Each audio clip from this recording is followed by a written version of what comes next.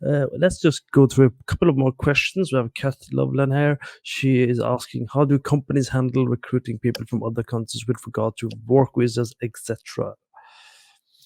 Yeah, so this is different depending on your discipline, because some disciplines are what's known as a skill shortage, and which is deemed by the government as because of various companies' skill shortages and how many people are available to apply for jobs.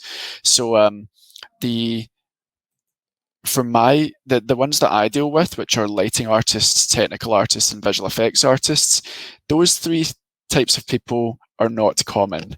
So they're hard to find. There's not as many of them as there are perhaps like 3D animators or generalists, 3D generalists, 3D artists. There's just not as many tech artists, lighting artists, or visual effects artists. So typically speaking, in my experience, the vast majority of studios will be able to sponsor a visa and cover your relocation costs, at least some of them, if you're applying for a job overseas where you need like a tier 2 visa or something like that, and they'll take care of that for you.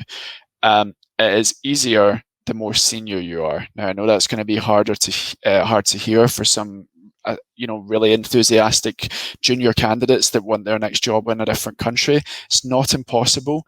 If the right position is available, some studios will still sponsor a visa even if you're junior, but it's a big cost to a company, actually. People don't really realize that the company basically has to pay for you yearly, in addition to your salary and everything, because they're basically paying for your right to remain in the country.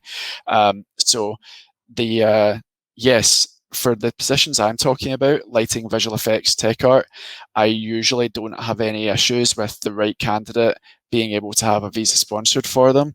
But if you're like maybe a level artist, or if you're like more of a 3D journalist or something, they might have a harder time because there might be more people in the country that they're already in, or in the continent that they're already in, that don't require a visa, in which case they'd probably want to exhaust that first, unless you can make yourself stand out enough to be worth it.